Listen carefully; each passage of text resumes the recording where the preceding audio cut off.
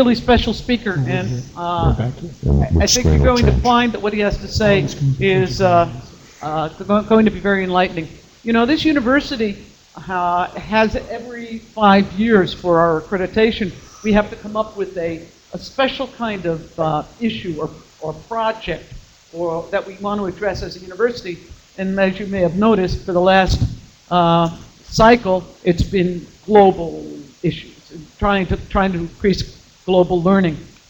And the next cycle, which will come up in a couple of years, one of the key things that the university is considering adopting as what's called the QEP, the Quality Enhancement Project or something like that, is entrepreneurship. And there's all sorts of entrepreneurship. There's, you know, starting businesses. How many of you have already started a business or a nonprofit of your own? Hands up. Okay. That's not unusual in honors. But a lot of people would like to and don't know how. So the university is really stressing entrepreneurship.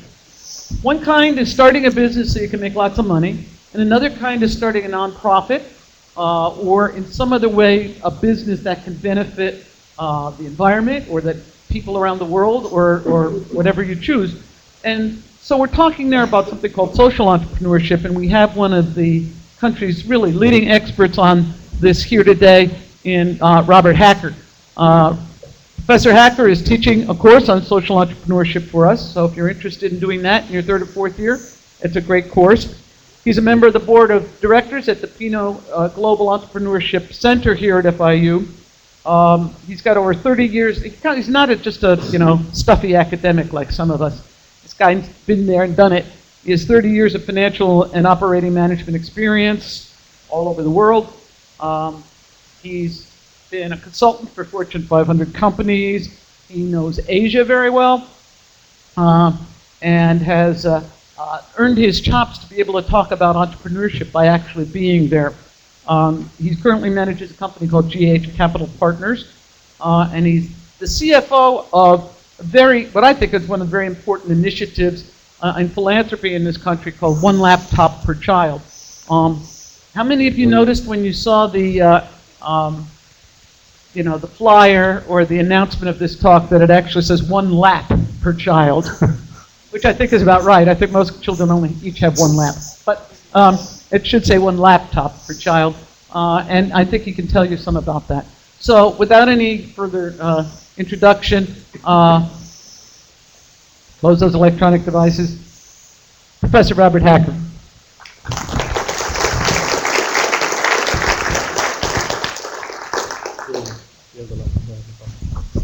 Thank you, Dean.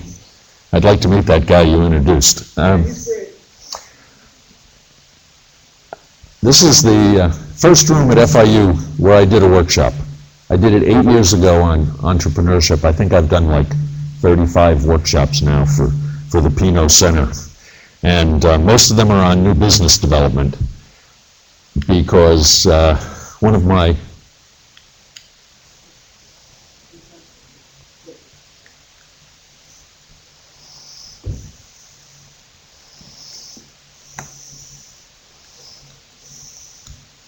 I am audio-visually impaired. Okay, when they sent me the invitation to speak, it was this really glowing description of who they invite to speak here. And what they said was that they wanted me to talk about my research. Okay, well, I don't do research. So I had to figure out what I was going to talk about, and so I decided that I would talk about what I've been thinking about for the last 3 years.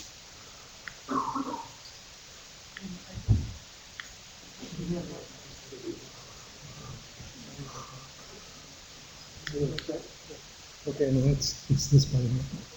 That one? Yeah, that's it. That helps. So what we're going to do is a deep dive into my brain, which is a very strange place. And when you get inside my brain, there's 2 sort of intellectual forces at work.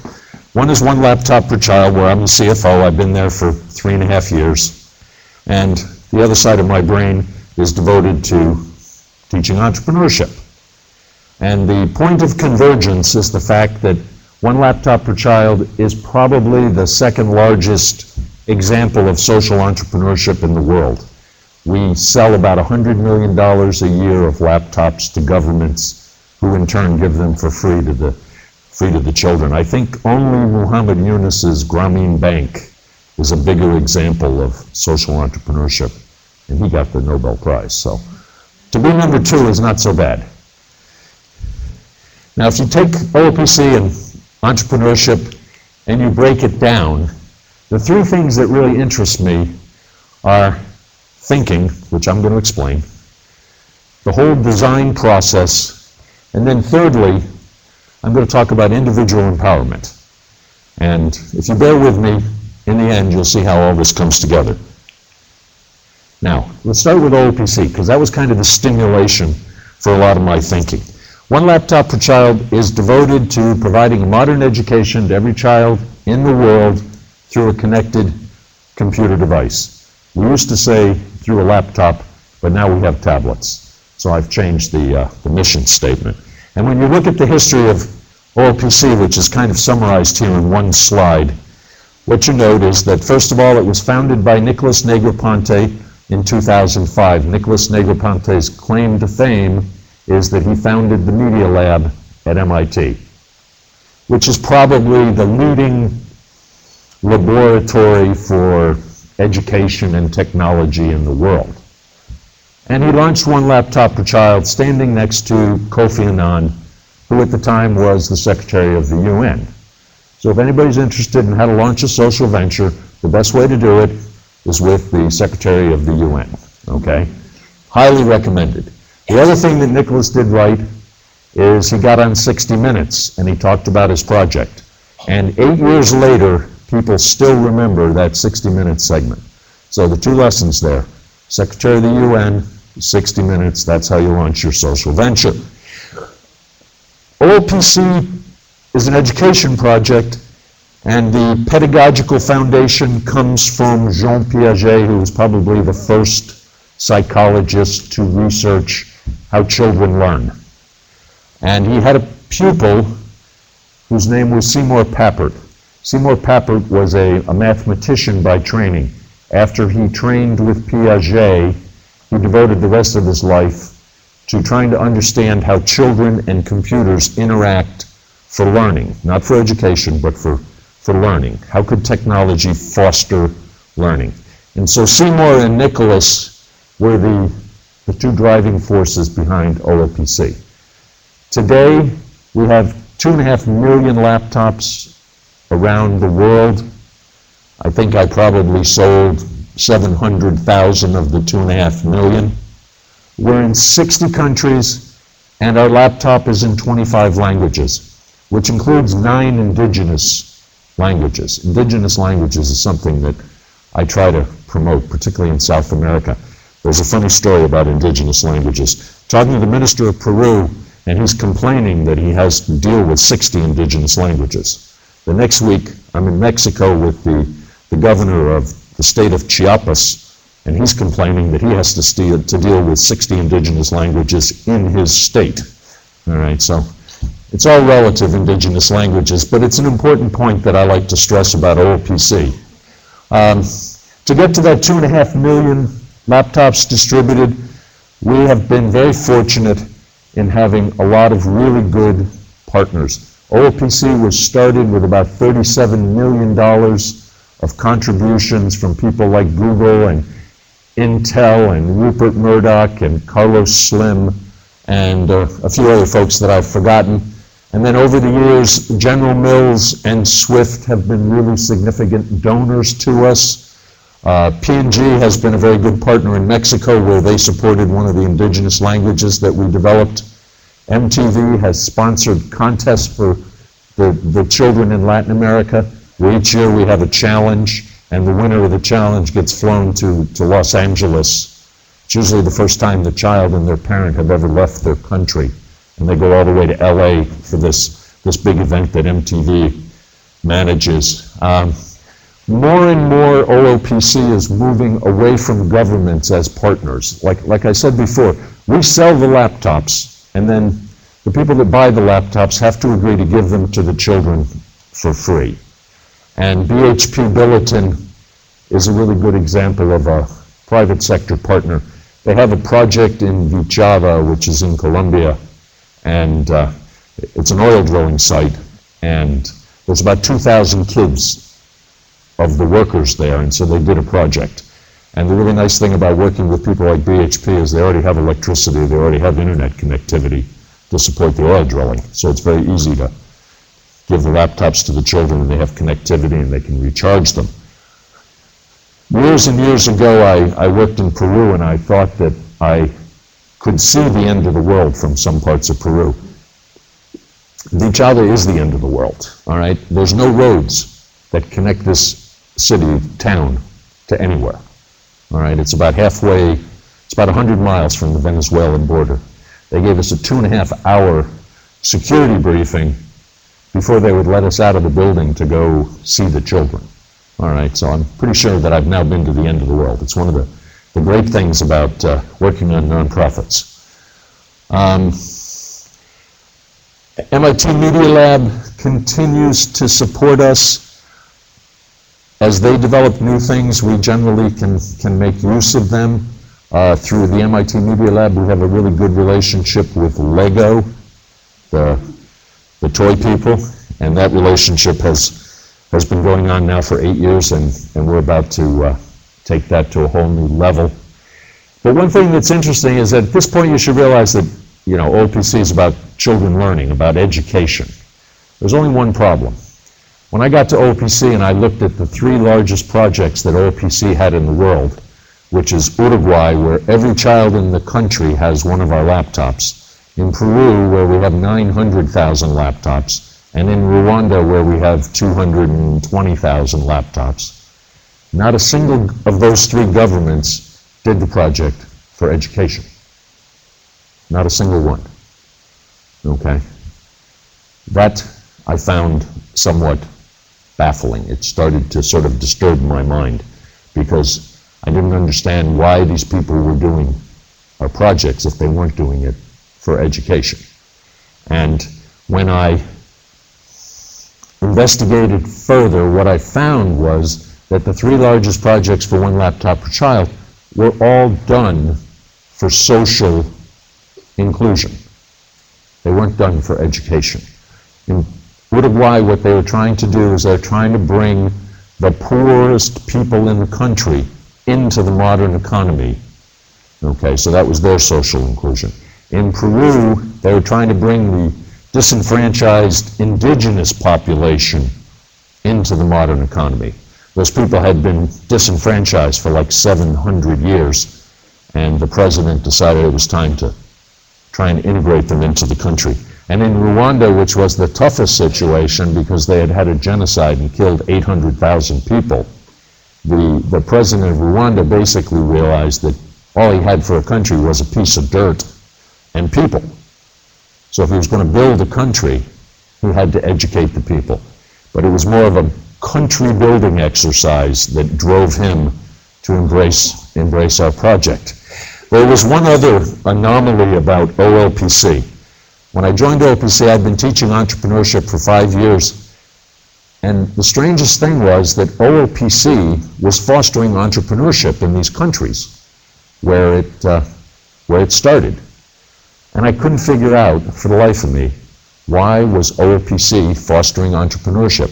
Not in the children, but in the parents of the children.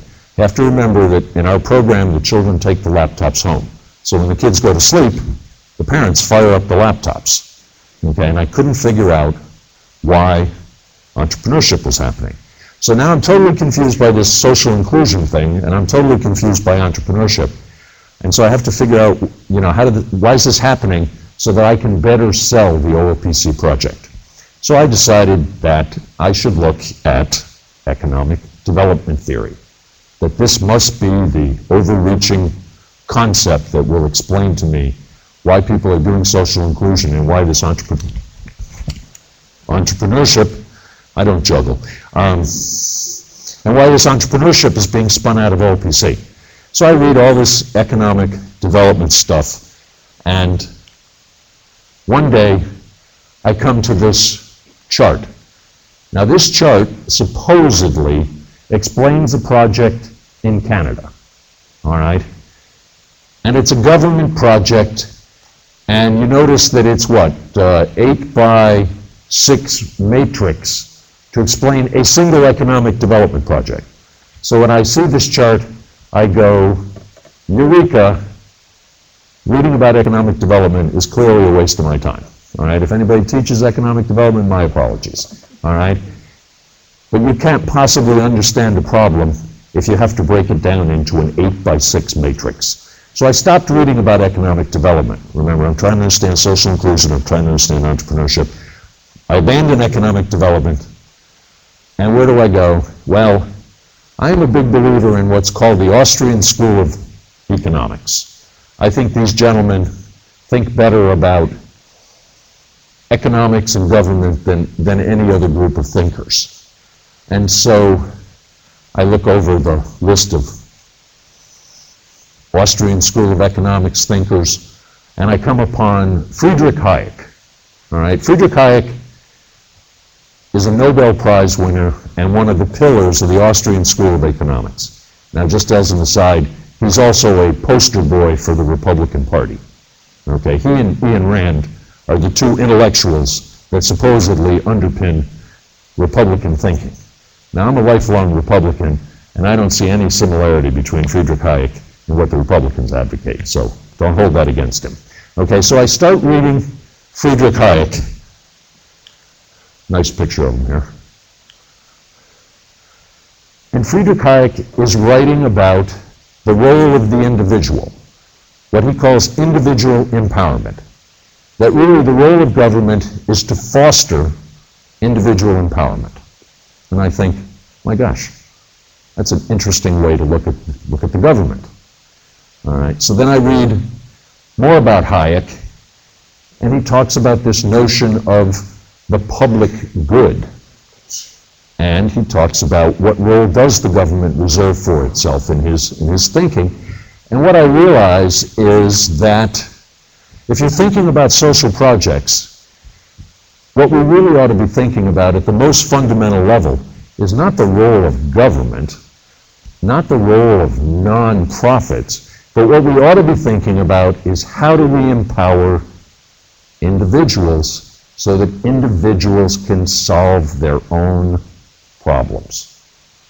And that was a fundamental awakening for me, because I actually had a prejudice that said that governments should solve social problems. And when I read Hayek, I realized I was totally wrong. I did say I was a Republican, right? Okay. Now, I still haven't answered the question of why is OLPC fostering entrepreneurship?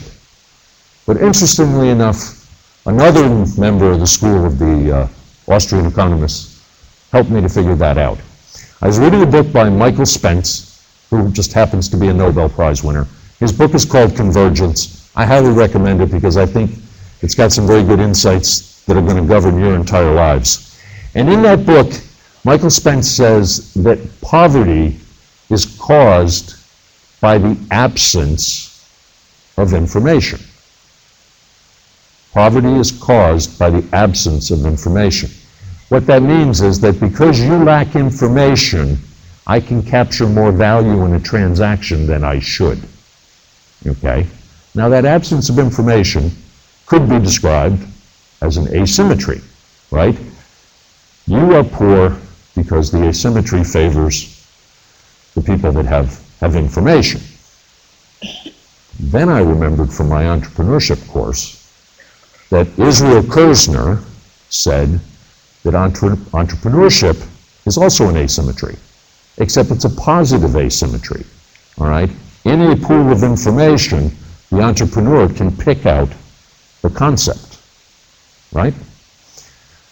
Gotta like those Austrian economists. And then I had my eureka moment, which explained why OLPC was fostering entrepreneurship.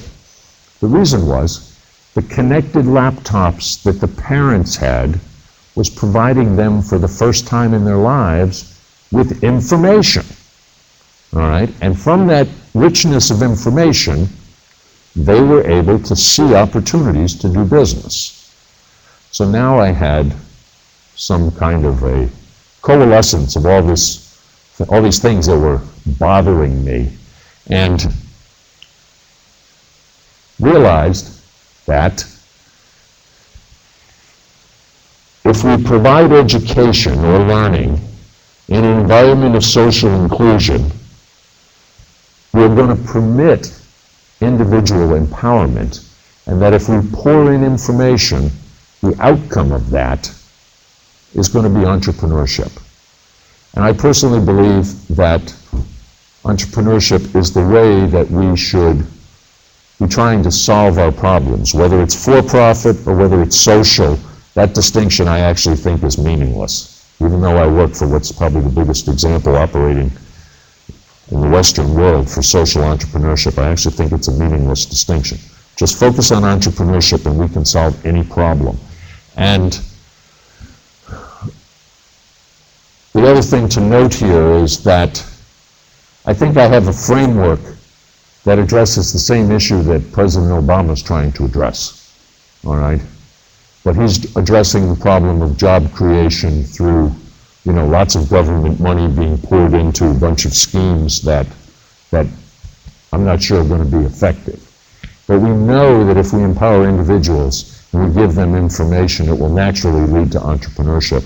And from entrepreneurship, we'll get to job creation. So I would ask you all to just give a little thought to whether or not we think President Obama's program is the right way to go if we want to create jobs. That was my Republican commercial.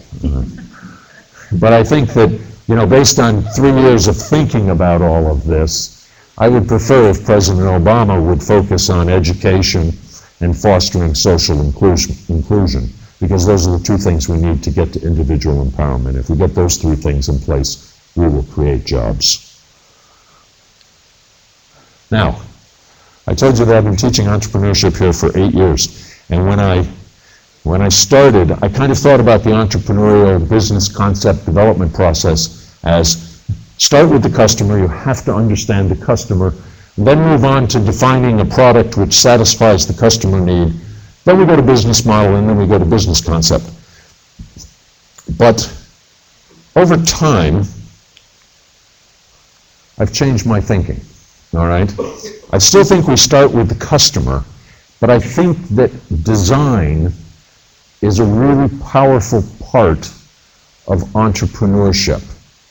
And so I started reading more and more about design and basically came to the conclusion that design might be the discipline that most closely resembles entrepreneurship. And some guys were talking to me about what am I going to teach next year. And I actually think I might teach in my entrepreneurship course a whole design process module, because I think that for some of you that don't enjoy finance and accounting, all right, you might find a design module a lot more compatible with your skill set. But from this design interest and this belief that it's kind of like a mirror for entrepreneurship, I started reading a lot about design. And then one day, I had a eureka moment, all right? 40,000 years ago, the human brain changed. And at that point in time, the brain for the first time was able to understand representational art. In other words, instead of being restricted to physical objects, we could create images and put them like on the walls of caves for the first time, 40,000 years ago.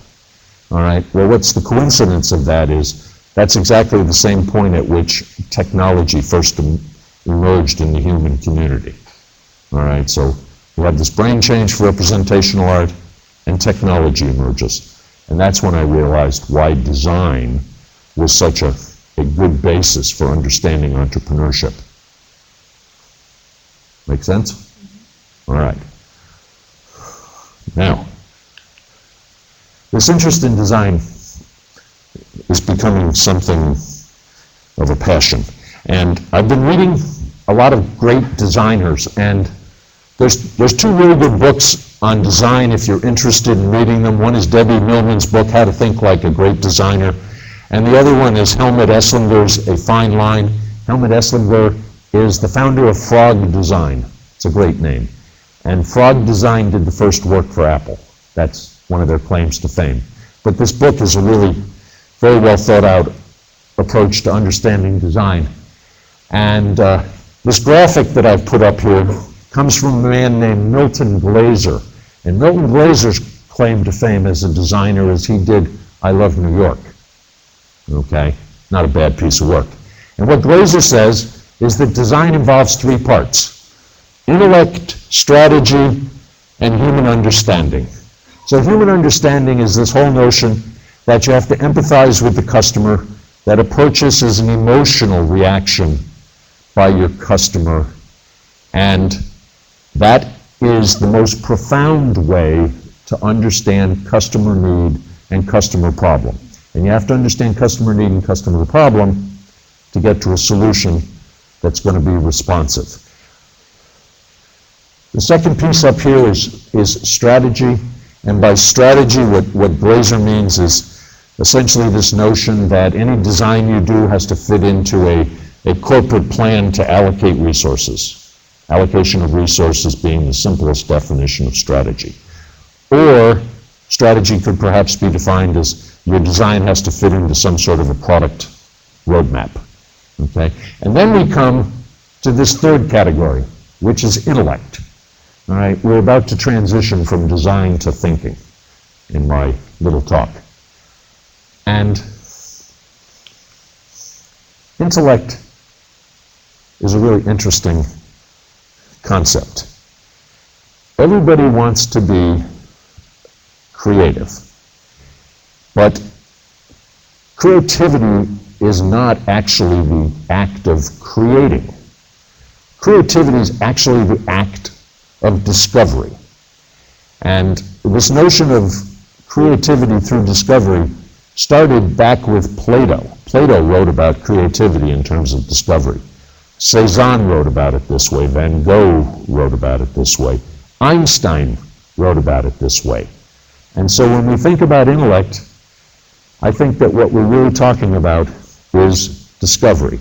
So what this graphic shows is, for your intellect to work properly, first we have to start with curiosity, which is probably the most fundamental intellectual process that we're all born with. And then we go to school and we kill it off, okay? But we start with curiosity. Then we have the discovery process. And from the discovery process, we get to creativity. So that's kind of the way that I think about intellect. But what is this discovery process? This discovery process is really a combination of our perceptions and experiences. We all have perceptions, we all have experiences. And then it's the processing of those experiences which lead to the discovery. Now, we can have some effect on our experiences and our perceptions, but what's really important is to develop the processes that lead to discoveries. And this notion of developing the processes that lead to creativity and discovery is something that I found at MIT. And they put a lot of emphasis on this at the MIT Media Lab. And there's a man at the Media Lab, his name is Marvin Minsky. Marvin Minsky, who's described at MIT as the smartest man in any room. So that means if there's a faculty meeting at MIT, he's the smartest guy in the room. All right? I think there's 60 Nobel Prize winners, affiliated with MIT right now. He's the smartest guy in the room. All right? And what he said was, whenever you hear a really great idea, don't focus on whether it's a great idea or not. Instead, focus on how the person developed the idea. All right? In other words, Marvin Minsky is telling us we should focus on the process. How do we process to come up with great ideas? And, the simple answer is heuristics. Heuristics are the method that we should be using to process our experiences and our perceptions. And what I think that all of you guys who have such promising futures should be focusing on here at FIU is not learning so much the facts, all right, that all the professors love to teach, all right? What you should be focusing on is learning the method of thinking of the discipline that interests you. Now, in undergraduate school, I studied philosophy. And what I learned from philosophy was how to analyze arguments, how to see if they follow logically, what are the hidden premises, right? Turned out to be a fantastic tool for my entire life in terms of doing business or teaching. Even my daughter says it has some benefits, okay? But from philosophy, I got this tool set that I've been able to apply for my entire life. And so when you guys are sitting in class, maybe focus a little less attention on the facts and focus more on the way of thinking about the subject. And there's a lot of really great faculty here who have ways of thinking about history and music and all the other disciplines. And what you want to do is you want to learn that heuristic that goes with your discipline. That's really what you want to leave FIU with, besides a degree, okay? Another man that's written a lot about thinking is Richard Hamming. Anybody know what the error checking bit is in 8-bit code? Somebody's got to know what the error checking bit is in 8-bit code. All right. Anyway, this is the guy that invented the error checking so that our internet information is correct when it gets to where it's being received. It's all very high-level math. And he devoted a good portion of his life to trying to understand why some people do research and come up with brilliant new ideas, and other people do research and really don't make any contribution to human knowledge. Okay? So if this idea in any way intrigues you, and you don't like what I'm talking about, you can read Richard Hamming. He does a really great job. And another man that does a really great job about talking about this is a guy named Daniel Kahneman. And he's a neuroscientist. And it turns out that a lot of the impediments that we have to thinking are based on energy consumption in the brain. All right? So tunnel vision is more energy efficient than using your brain to think about something new. All right? That taxes the brain, that uses more energy. So we're more naturally inclined to go with the more energy efficient tunnel vision. And he's got a whole book that talks about why we don't think as well as we should, when in fact it's all about the way the brain is programmed and energy efficiency. So it's another perspective on why we all haven't won a Nobel Prize yet. Okay, where are we? Okay, now, this was a joke on the internet. And anybody that has a PhD, I apologize in advance. What this shows, according to the jokester, is the gray area is human knowledge, okay? So when you have a BA, you're the green circle. When you have a master's, you're the yellow circle.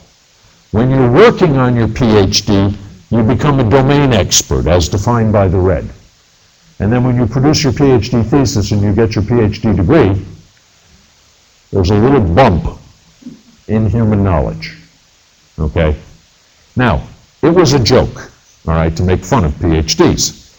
But when I started thinking about it, I realized that there was an awful lot of truth in this joke. And the truth in the joke is that we're all trained to think within the circle. We are all trained to think within the circle. And that's our biggest limitation. So when I was talking about learning the heuristic of your discipline, in fact, what I'm trying to do is help you find ways to think outside the circle. Because the really big contributions, the really big new business ideas are not inside the circle, okay? They're outside the circle. That's where the Nobel Prizes are. That's where the MIT Media Lab is trying to operate. That's where Google went, you know, things like that. These are a couple of quotes just to kind of give you a breather before I launch off into my next madness. Designers have the ability and the training to harness the tacit knowledge of the unconscious mind rather than being limited to working with the explicit knowledge. The circle was the explicit knowledge, and this fellow Mugridge, who founded IDEO, which is another really fine design firm, is basically saying that design is all about escaping the circle. Sounds pretty logical. And then this lady is a writer for Scientific America, and she's saying that creativity and genius depends on an unfiltered view of the world, one that is unconstrained by preconceptions and more open to novelty.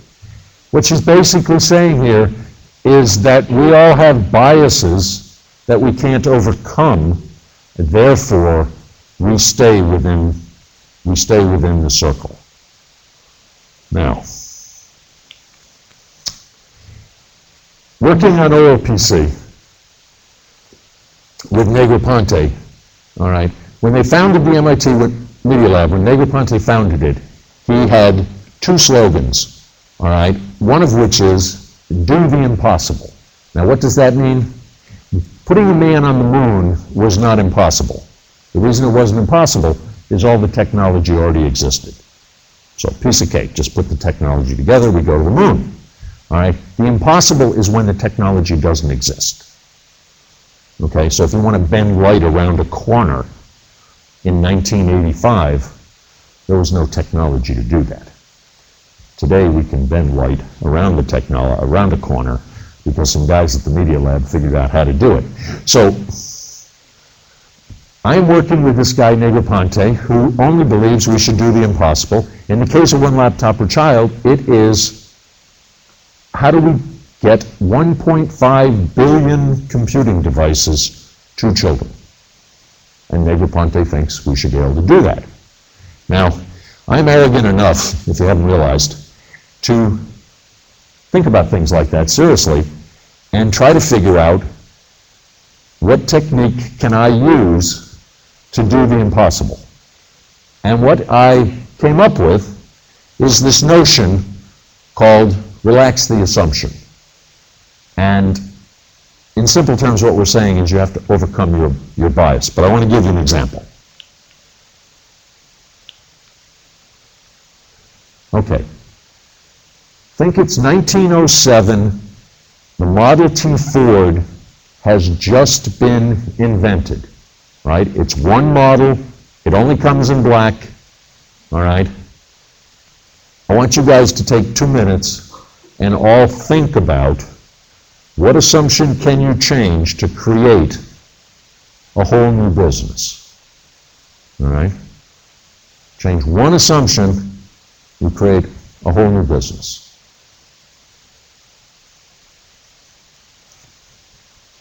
Tell me when it's 2 minutes. All right, I'll give you an example, because you guys don't look like you're understanding. My students never understand either, all right? Those were my students, all right? If we start a paint factory with multiple colors, right, that's a change in assumption. What's the new business? Auto paint, okay? Or we could change accessories, right? The car only came with, one design. So we could start accessories for cars. That would start a whole new business, correct? So those are simple examples of how we could change one assumption, right?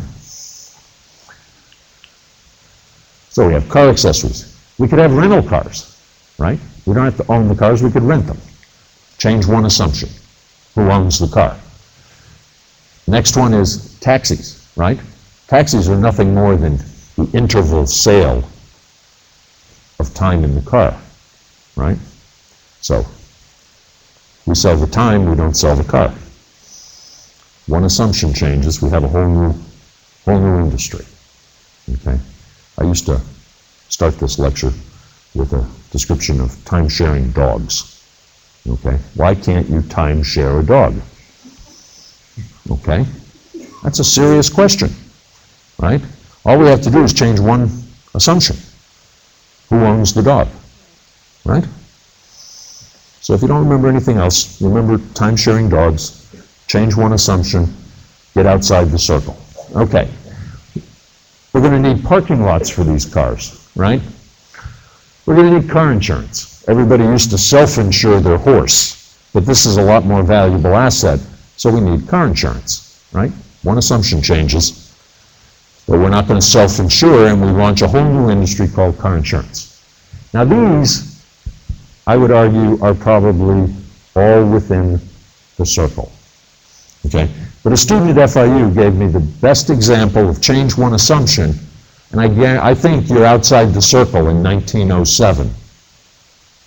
Remember, I didn't think this up, a student at FIU did. All right? Don't change an assumption about the car, change an assumption about how the person's going to use the car, right? And you get fast food restaurants. And that's outside the circle in 1907. In fact, what did it take us until about 1950-something before we had fast food restaurants? But just don't change the assumption about the car. See, everybody thought about the car. Change the assumption about how we use the car. You get way outside the circle, and you can call yourself the next Ray Kroc, right? So this change the assumption thing, I think, is actually pretty powerful. And some of my students have actually become pretty fond of it, which may or may not mean anything, but at least they understand it, and it's usable, okay? And you know, I guess I like this picture from the Gettys. I'm pretty much done with quote-unquote prepared remarks. But the new problem that's going to probably trouble me for the next 3 years is up on the board. And if anybody's interested in kind of thinking this through with me, it'd be fun to do it with somebody else, okay?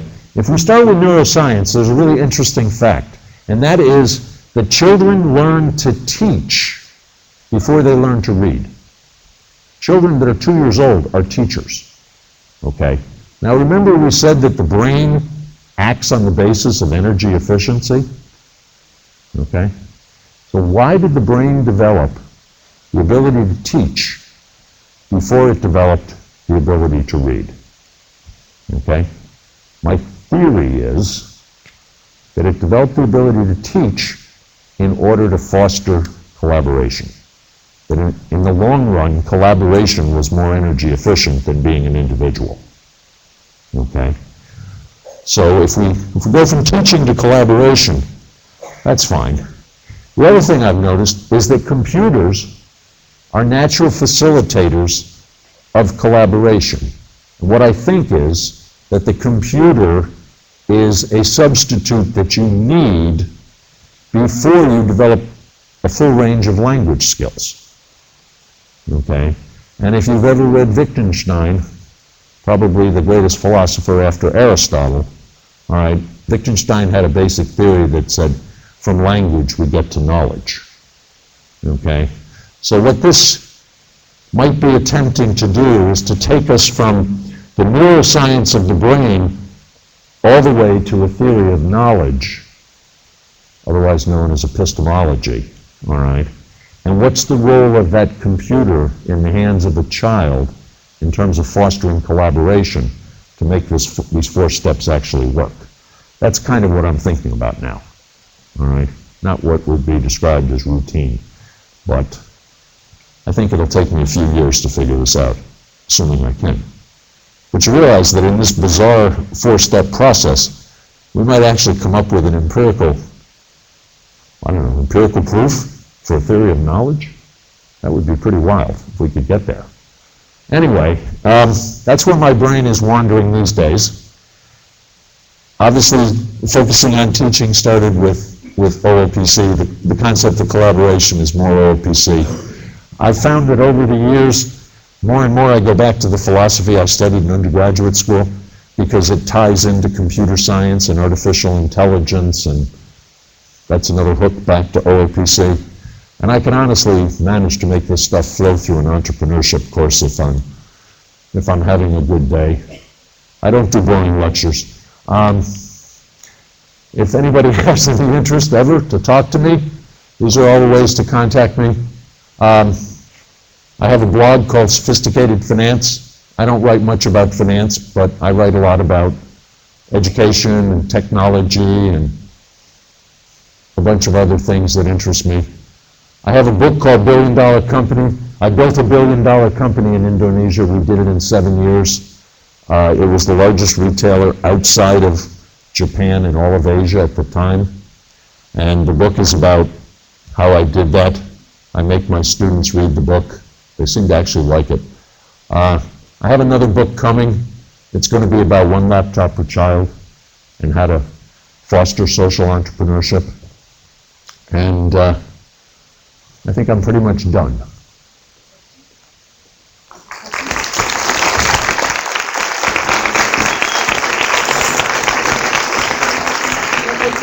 Sure. Nobody's got a question. Gentlemen in the back,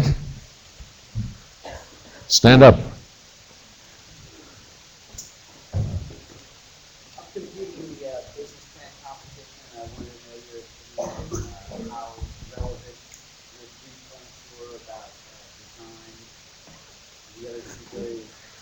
Are we talking about the Miami Herald? Yeah? I think, you're the third group that's approached me. This is good. This is good. Some year we're going to have only hacker candidates in that competition. We'll change the name. I think that there's two ways to look at your business concept, okay? There is a venture capital firm. Venture capital firms are professional investors that manage third-party money and do early-stage companies, okay? And there's a firm that's probably one of the two leading venture capital firms in the world. It's called Sequoia. If you go to the Sequoia website, put a // put the word ideas in, you will come to how Sequoia thinks a business concept should be explained.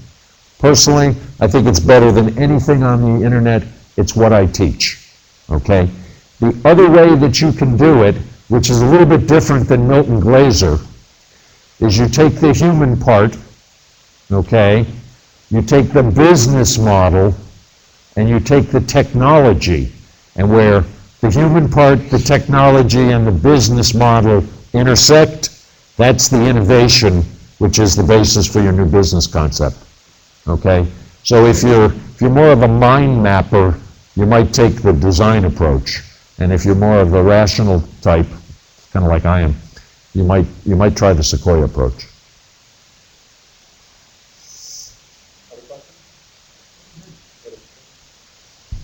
Where? Oh, this guy's a plant. He was my student. And an employee. Yes, he also worked for me. As I saw your How slides, did he get in here? All right. as I saw your slides on collaboration and computers and technology, Yeah. all of this resembles crowdfunding. Do you think that crowdfunding will bring these concepts into the business world?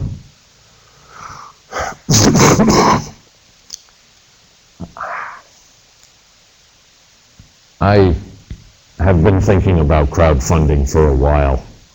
I think crowdfunding might have a role if you need a small amount of money, all right? I think that, there's people that basically say, invest in my company and you get a free, widget. I think those kinds of people are probably going to work well with crowdfunding. I think that the government, the SEC, is having a really tough time sorting out the issues of crowdfunding because there's so many opportunities for fraud.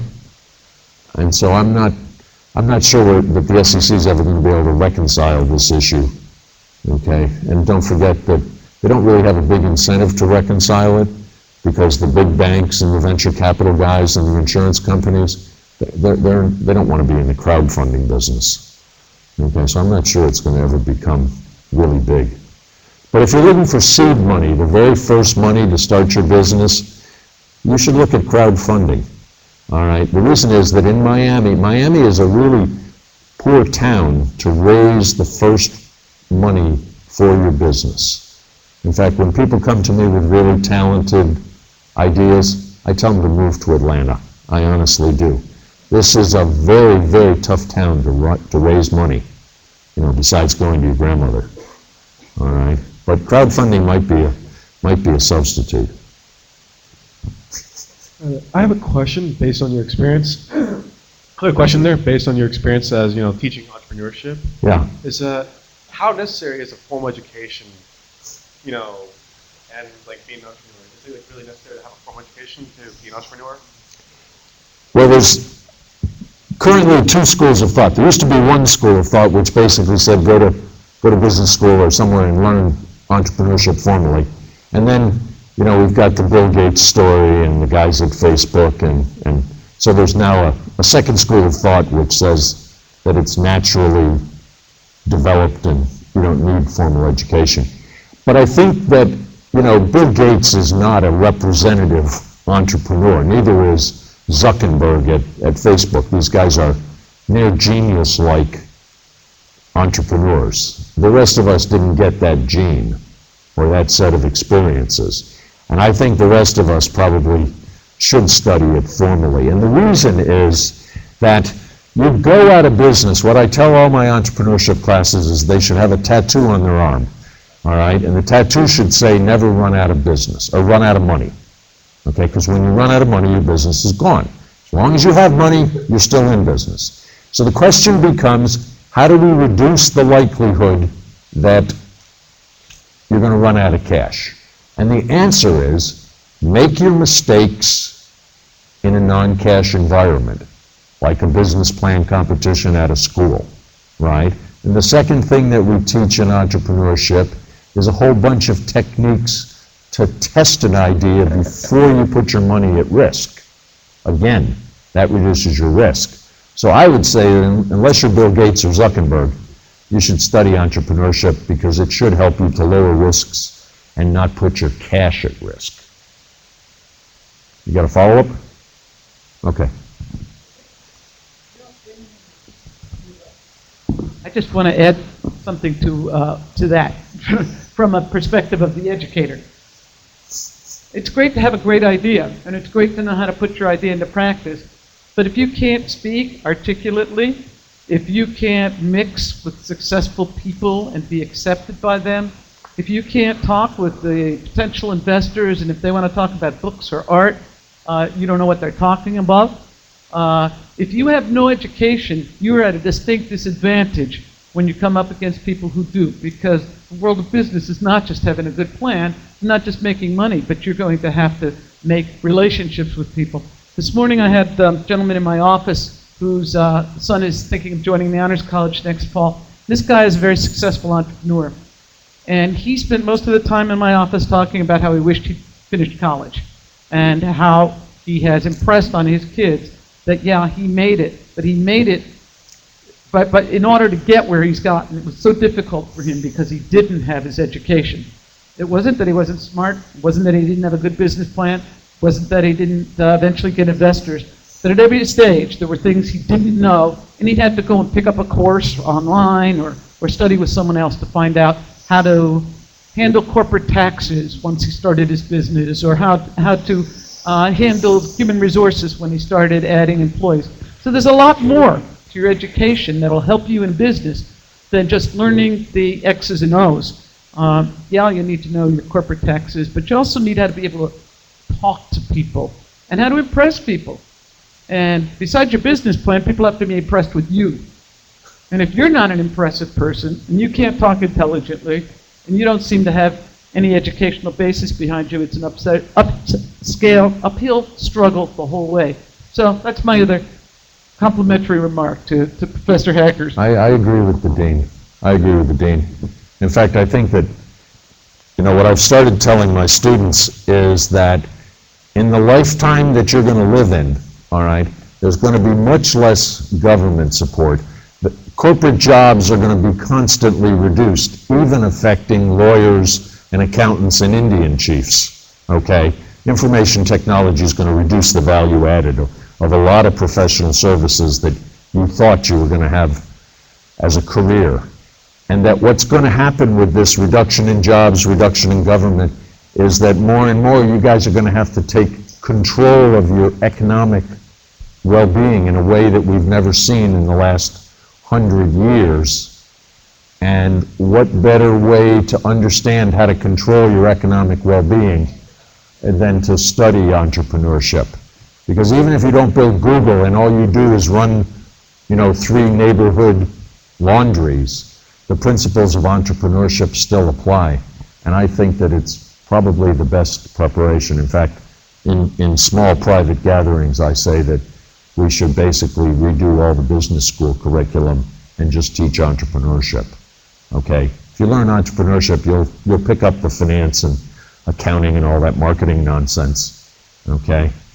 But if you do an MBA, you won't necessarily learn entrepreneurship. So that's where I am.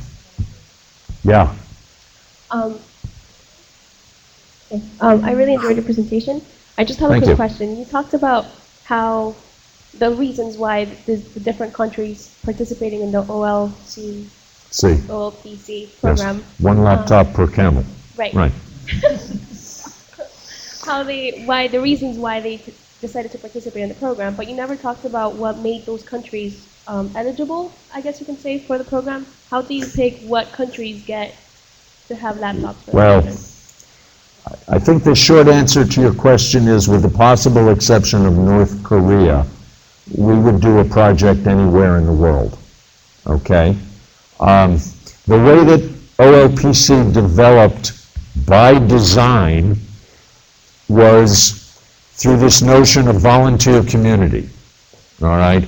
So a group of volunteers in Thailand bought 300 laptops and started a project, okay? And then somebody in Mongolia bought 6,000. And so it was kind of a viral community development thing. The problem was that not a single one of those communities ever became a bigger project, okay? And that was a big surprise to OLPC, that the government of Thailand didn't see a really nice project and say, hey, we should do this. Now, we may have our first example in Paraguay, 8 years after we started OLPC. There's a woman down there that has a project in a place called Calcupe in Paraguay, and it's 10,000 laptops. Every child in the town has a laptop. And the government has been watching the project for like 6 years and have finally decided that they believe in the project, and they're now arguing out how to do a one-to-one project for the whole country. They're going to take all the revenue they make off of the Itaipu Dam, the money paid by the Brazilians, they're going to put it into a one-to-one project in Paraguay. But that'll be the first time that a community evolved into a national project. I'm not a big believer in volunteer communities. It's like herding cats, all right? It takes a lot of time for a small reward, in my experience. Okay. Yeah. How do you herd cats? All right. I apologize in advance for this question, I'm but pretty fragile, be careful. I was wondering what your opinion was on executing the service part about having a classroom that uses technology properly, because oftentimes professors are not technologically literate. And oftentimes, for example, at OLPC, there's the idea of delivering the laptop, delivering the hardware, but the idea is integrating that into a classroom where students, if they're not, you're saying that they'll self-educate, but at the same time they might misuse the technology just for entertainment, just for whatever they would wish, if there's not this integration to lesson plan, or they just might use them as really expensive notebooks. That's not an offensive question.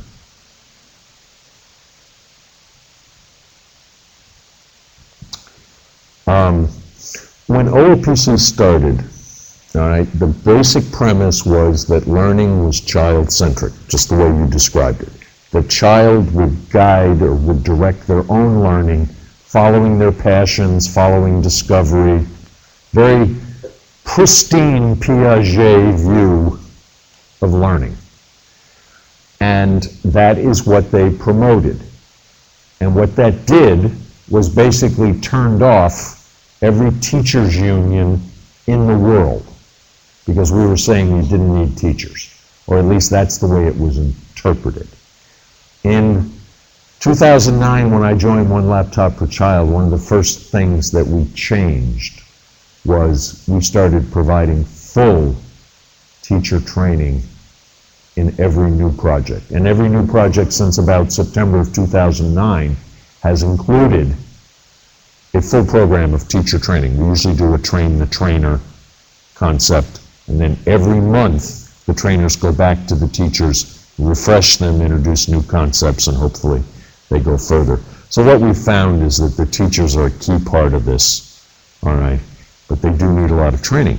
The one thing that was a big surprise is we actually get along really well with these unions that used to not like us. And the reason is we're the only people in the country that do any teacher development.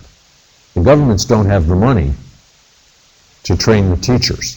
So when we start a project and we train the teachers, the unions love it because it motivates their workers, the teachers, and the teachers have a better time. I think one of the biggest surprises is the teachers enjoy teaching more about 2 years after we start our project. Did I answer your question? All right. Okay, I think that our time is up. I learned a lot. I don't think so. I don't think so. I did? I think you're being polite again. No, I don't lie. I didn't say you lied. No, I did. Professor Hacker has put his contact information up there, so obviously he's inviting you to talk with him. Be sure to use that. Thanks so much.